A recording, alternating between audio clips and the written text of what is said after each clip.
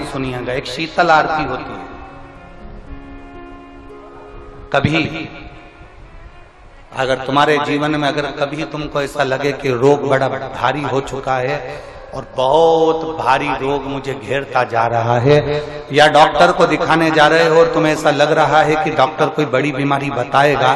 तो उस समय पर शीतल आरती का प्रयोग करें। एक पुष्प हाथ की हथेली में रख लीजिए, एक पुष्प हाथ की हथेली में रख लीजिए, और यहां तक शास्त्र कहता है अगर हो सके तो आंकड़े का अगर पुष्प मिल जाए, तुम्हारे यहां क्या बोलते हैं उसको, मंदार का फूल, आंकड़े का फूल, अकौए का फूल, जो शंकर भगवान पे चढ़ता है, छोटा सा होता है, घुंघरू जैसा होता है वो, उसको तुम्हारे यहां क्या बोलते हैं हरियाणा में, आंख का ही पुष्प बोलते हैं। आंख का पुष्प मिल जाए तो ज्यादा अच्छा है। अब उसमें चाहे सफेद हो, चाहे नीला हो, चाहे गुलाबी हो, जैसा भी हो, हाथ में रखने के बाद हाथ में एक लोटा जल,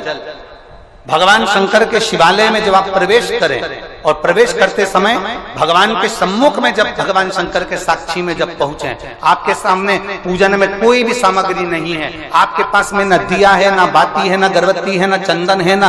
कपूर है, ना कोई सामग्री है, केवल एक आंख का पुष्प और एक लोटा जल आपके पास में है। शिवालय में पहुंचकर शीतल आरती का प्रयोग करो। 11 बार भगवान शंकर के 11 रुद्रों का स्मरण कर जब 11 बार शंकर के शिवलिंग के ऊपर से नीचे तक वो कलश को जब घुमाया जाता है, और घुमाने के बाद वो आंख का जो पुष्प है वो अशोक सुंदरी वाली जगह पर समर्पित कर भगवान शंकर को जो जल चढ़ाया जाता है, जो जल समर्पित किया जाता है, डॉक्टर भले तुमसे कह रहा हो कि तुम्हें बड़ी बीमारी के चांस हैं, आप जाकर एक बार चेक कराना, तुम्हें वो बड़ी बीमारी निकलेगी ही नहीं, उस रोग से तुम मुक्त हो। इसको शीतल आरती का प्रयोग किया गया। ये शीतल आरती, इसको शीतल आरती कहा, शिव की प्राप्ति का, एक रोग से मुक्त होने का। अब आपसे कोई कहे कि ये शीतल आरती का प्रयोग सबसे पहले